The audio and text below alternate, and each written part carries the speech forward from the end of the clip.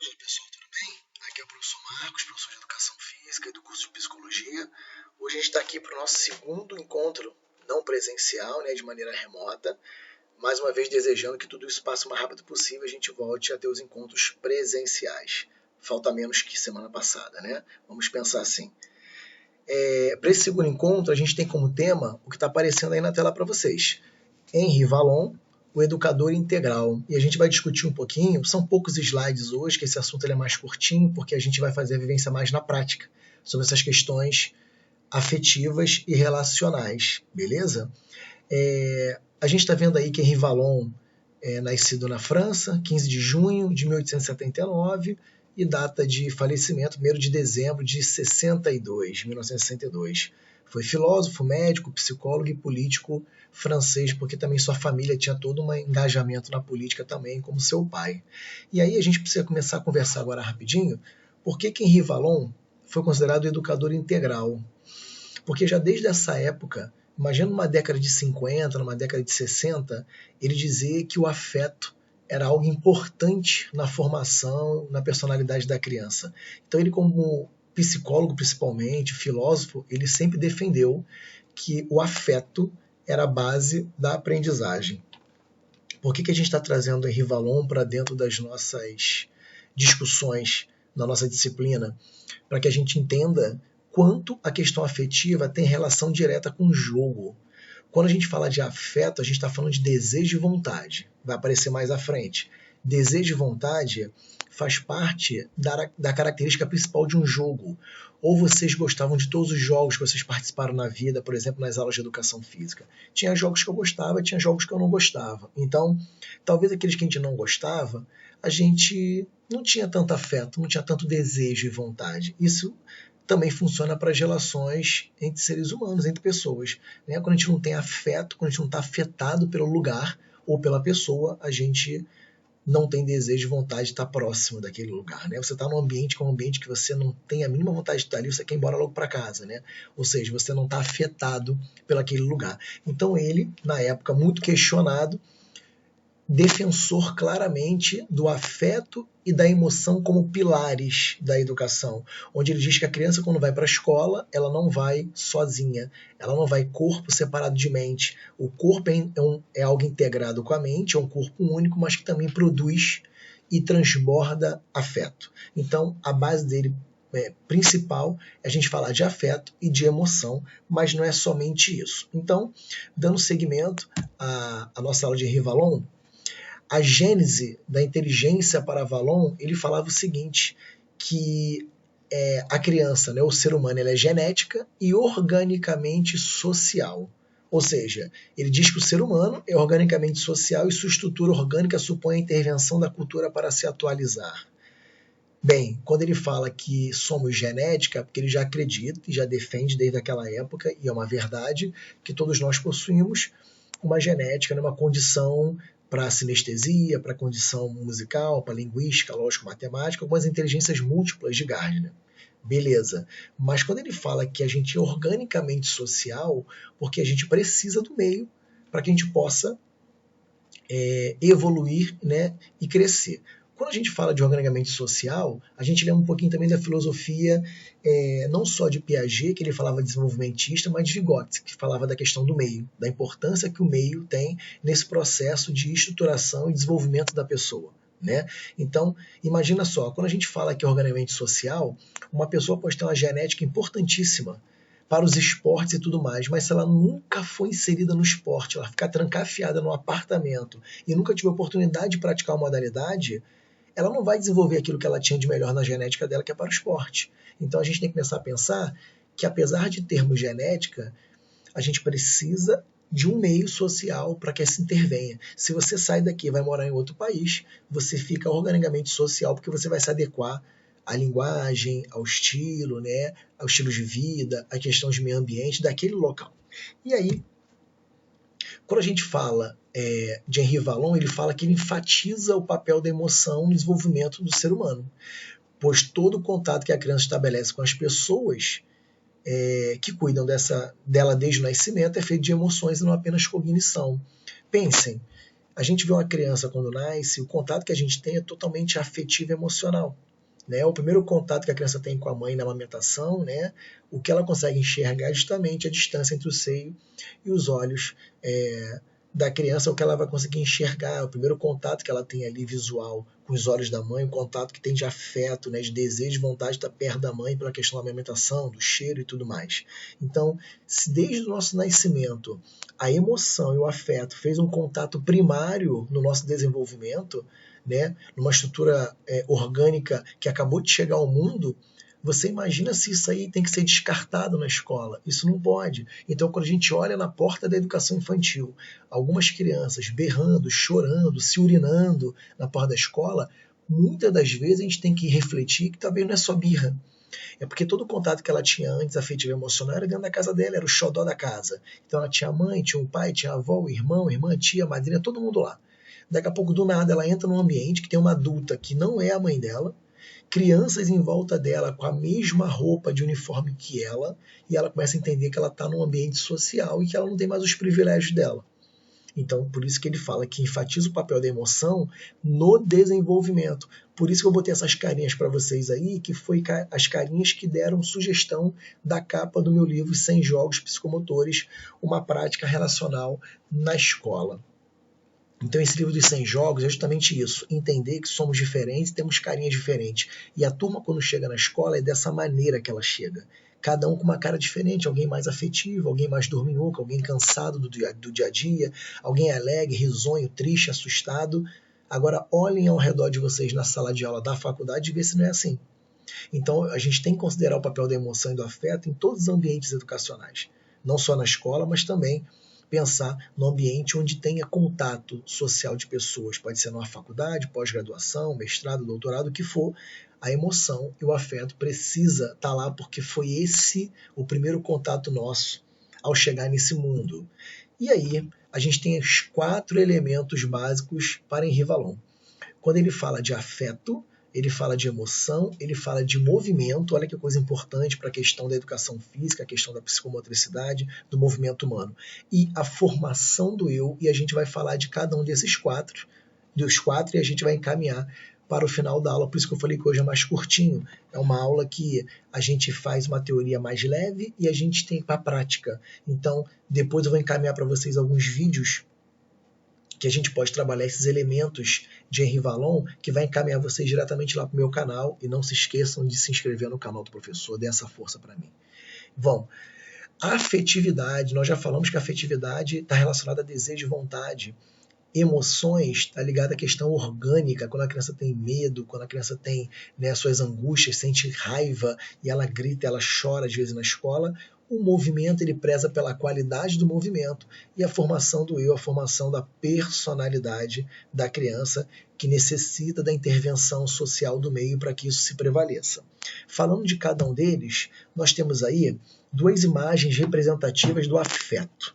Quando a gente fala de afeto, ele diz que possui papel fundamental, né, no desenvolvimento da pessoa, pois é por meio delas que o ser humano demonstra desejos e vontade, que a gente está falando desde o primeiro slide. Falar de desejo e vontade quando se fala em afeto, por isso que eu deixei de vermelho e sublinhado. Para a nossa primeira avaliação, que a gente vai colocar 5 perguntinhas no portal, um questionário valendo 5 pontos como trabalho, você vai entrar, vai responder, marcar X, a gente vai ter perguntas relacionadas a isso, bem simples, falando sobre a questão do afeto, e provavelmente a resposta está relacionada a desejos e vontade. Olha as imagens que nós temos aí quando a gente faz uma coisa representativa, metafórica da corda.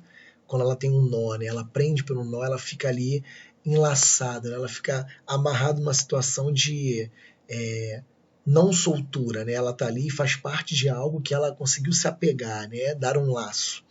E ali embaixo a gente tem as mãos daquela cadeirinha que a gente fazia antigamente, mas no sinal de estamos juntos, né? Por uma questão afetiva, ninguém solta a mão de ninguém e a gente está aí nesse barco. E assim tem que funcionar a questão do afeto, né? Desejos e vontades. Imagina a criança que não tem desejo e vontade alguma de estar naquela escola, naquele ambiente. Para isso eu ia passar uma charge para vocês na sala de aula, mas depois na maneira presencial eu mostro para vocês sobre a questão de desejo e vontade de uma criança ao chegar na escola. E aí a gente vai ver e discutir um pouquinho isso em sala de aula. Quando a gente fala de emoções, a figura que nós temos aí, acima da minha imagem, falando sobre ansiedade, felicidade, alegria, saciedade, indiferença, raiva, medo, são pontos principais das emoções, que ele fala que é altamente orgânica, né? As emoções ajudam o ser humano a se conhecer. A raiva, o medo, a tristeza, a alegria e os sentimentos mais profundos possuem uma função de grande relevância no relacionamento da criança com o meio. Ou seja, imagina quando a gente faz um jogo bem elaborado e dentro desse jogo ela mostra uma situação de medo, de ansiedade, até de alegria e felicidade através de um jogo, quando ela agradece, sai de uma aula agradecendo, isso me deixa muito feliz, ou quando ela tem medo até de superar um obstáculo, como uma corrida de velocidade, onde a gente faz uma estafeta ou um contest, que depois a gente vai falar na prática a diferença dos dois, e aí quando ela tem medo de passar por aquele obstáculo, transpor aquele obstáculo, e ela acaba vencendo aquele medo e consegue transpor, e aí ela se sente um pouco mais corresponsável, co-participante daquela aula, e ela sabe que ela pode ir mais além. Então, às vezes, um jogo bem direcionado, psicomotor, é um jogo que a gente oferece uma oportunidade para que ela possa vencer os seus medos, e essa emoção, ela precisa ter um controle positivo das emoções. A gente sabe que tudo numa dose ruim não favorece tanta coisa no aprendizado. As coisas em excesso, como nossas mães sempre falavam pra gente, né, tudo em excesso faz mal. E aí as emoções, se não forem controladas, também a gente não consegue. Por isso que a Base Nacional Comum Curricular, a BNCC, que agora é o documento principal para poder comandar a parte pedagógica da escola, de todas as disciplinas, a orientação do Ministério da Educação, eles colocam dentro dos pilares das 10 competências gerais, elas colocam pelo menos as primeiras 5 ou 6 relacionadas à inteligência socioemocional. Então, se desde a Base Nacional Comum Curricular já se defende a questão da inteligência socioemocional, ou seja, para que em todas as disciplinas sejam levadas em conta a questão afetiva, social, emocional. E para isso, algumas escolas estão se adequando, como a própria instituição, né, do Abel Colégio, colocando as aulas de LIV, né, que é o Laboratório da Inteligência. E aí é importante essa discussão em sala de aula, que vai desde a educação infantil ao ensino médio, onde as crianças possam falar de emoções, falar de afeto, falar de relacionamento, né, entre pessoas, amigos, família, e botar isso para fora, que possa estar atrapalhando talvez alguma coisa no seu desenvolvimento educacional na escola. E aí, chegando no penúltimo, nós temos o movimento. E olha que legal que ele fala do movimento, e aí a gente leva para a área de educação física e psicomotricidade. As emoções, né, da organização dos espaços para se movimentarem, ou seja, a emoção ligada ao movimento para ela se organizar num espaço e ter suas emoções controladas através de um jogo naquele espaço. Desse modo, a motricidade tem um caráter pedagógico, tanto pela qualidade do gesto quanto pela maneira que ele é representado. Então, se eu pensar que Henri Vallon, desde lá da década de 40, 50, 60, antes do seu falecimento, ele defendia uma qualidade do gesto da motricidade humana, e pela maneira que ele é representado, ele diz pra gente, defende nos livros, do movimento que tem sentido. Não é o movimentar por movimentar. Então a gente pensa no movimento que vai além de uma prática, de uma brincadeira, de um jogo. É uma motricidade que tem a relevância psicomotora. Eu posso jogar uma brincadeira de raquete, uma brincadeira com bola, que tem que ter uma qualidade daquele gesto e tem que ter uma representatividade para a molecada. Não adianta eu botar elas numa quadra para jogar, e quando chega naquela quadra eu boto uma atividade que não fez sentido algum, acabou a atividade, vai para a sala de aula, a gente não refletiu. Não refletir a prática não favorece a qualidade do gesto, a maneira que ele é representado. Então, uma reflexão, e como Paulo Freire dizia, a gente tem que encurtar a nossa linguagem do que a gente fala e do que a gente faz. Ou seja, um dia que a teoria se equiparar com a prática e a gente conseguir entender que elas duas conseguem andar juntas, seria um grande avanço para a qualidade do movimento.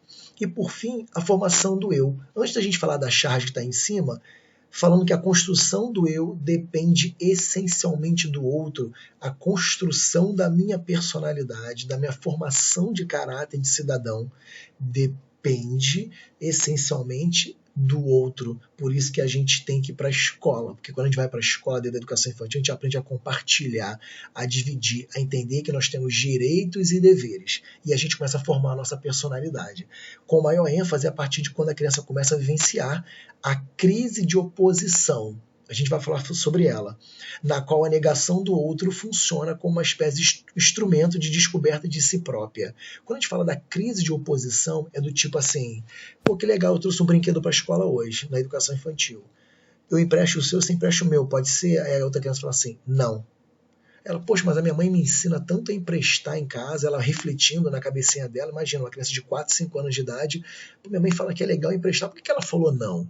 E aí a criança vai se moldando, né, a formação dela de caráter, de personalidade, por isso que a família e a escola tem um papel importantíssimo nesse processo, para que aquilo que a gente fala e aquilo que ela escuta na escola possa ter uma intervenção positiva, mesmo que ela fale, filha, o certo é emprestar, mas o meu colega não empresta. Tudo bem, então você vai brincar com alguém que possa emprestar para você e você emprestar para o outro, que isso é o certo. Então o certo é certo, mesmo que ninguém esteja fazendo. E o errado é errado, continua errado, mesmo que todos estejam fazendo. Lembra aquela história da nossa mãe? Você não é todo mundo? É mais ou menos isso aí. Então, a gente fala que o instrumento de descoberta de si própria, quando ela começa a entender que ela faz parte de um movimento social. Aí naquela charge nós temos aí em cima um menino de blusa verde que ele fala assim, e aí, beleza? Ele tá com óculos, né, nos olhos, não dá para ver direito, mas tá com óculos, ele fala, e aí? Aí o de amarelo responde, nossa, eu não sabia que você usava óculos. Aí o de verde tá respondendo do lado, ah sim, já faz uns 5 anos que eu uso, né, mas é só para ler. Aí o de amarelo fala assim, mas eu te conheço, mas eu só te conheço há 4 anos. E olha a ideia de tempo para a criança. Aí o de verde falou assim, eu acho que eu comecei a usar antes de conhecer. Aí o de amarelo finaliza muito assustado. Quer dizer que você já existia antes de eu te conhecer? O que a gente pensa com isso aí, com essa charge?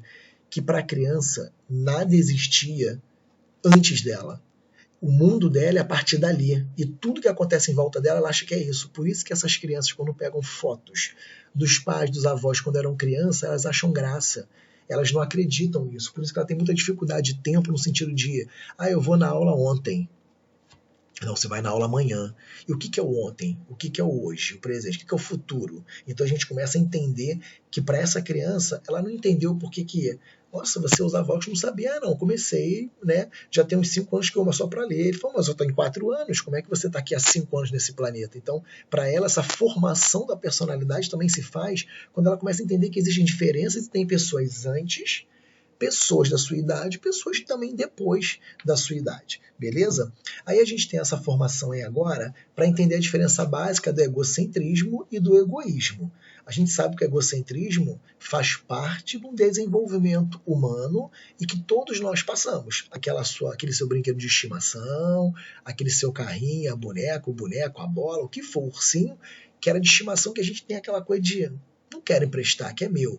O que a gente não pode deixar é que desde a escola, tanto com o filho quanto na escola com a professora relacionada aos alunos, que esse egocentrismo continue de uma maneira acentuada e se transforma em egoísmo. Que aí quando a criança passa a não emprestar as coisas, é uma pessoa difícil de lidar socialmente, porque nada ela pode colaborar e compartilhar, fica muito complicado. Então o que a gente não pode deixar é que o egoísmo sobreponha a questão do egocentrismo. E aí, por fim, a gente tem uma imagem e um texto falando, né? Então a gente precisa tornar nossas aulas, nossos encontros nas aulas de educação física ou psicomotores mais significativos e prazerosos para os nossos alunos. Uma reflexão final em cima dessa imagem é que todo mundo ali na idade da educação infantil, todo mundo com uma bola na mão. E se todo mundo está com uma bola na mão, é justamente porque a professora já previa a questão do egocentrismo, que às vezes não é por maldade, é desenvolvimento, é falta de maturidade social dessa molecada, porque não vai saber compartilhar. Então, para você que vai dar aula, que você que vai ter contato psicomotor com crianças nessa idade, é importante que você comece todo mundo com material, mas a professora não tem bola para todo mundo, inventa, bota com jornal. Se não tem, dá teu jeito. Pega uma bolinha de branca, ou pega a bolinha de meia, passa trabalhinho na agenda, ou manda um recado dizendo que quer ter uma bolinha de meia, alguma coisa. Aquele sacão de bolinha de colocar na piscina de bolinha, você pode conseguir uma bolinha para cada um ali, por exemplo. Mas dá um jeito, dá para fazer reciclado. Então todo mundo com uma bola. Se não, daquele jeito que está ali embaixo, todo mundo sentadinho, e um de cada vez fazendo a tarefa. Aquele ali é uma tarefa do rolamento, só que é um rolamento que a gente não faz o frontal nem o de para trás, né? A gente faz apenas como se fosse uma minhoca, né? Ele rolando, para ele começar a desenvolver aquele corpo, ele começar a se estruturar, entender o que aquele corpo é capaz de fazer. Então, uma educação psicomotora é isso. Trazer atividades individuais, coletivas com grupos menores. Se você vai fazer um grupinho, grupo de 2 ou 3 no máximo, porque eles não têm condutas sociais ainda, para poder entender o respeito à regra. Por isso que eles precisam ser inseridos em pequenos joguinhos e atividades, em grupos pequenos, para poder ter regras assimiladas. E essas regras vão ser usadas para o futuro dele na sociedade. Ok? Então, a gente fez uma reflexão hoje não tão demorada, falando sobre Henri Vallon, para que vocês entendam os 4 pilares dele, revisando afeto, emoção, movimento e formação do eu.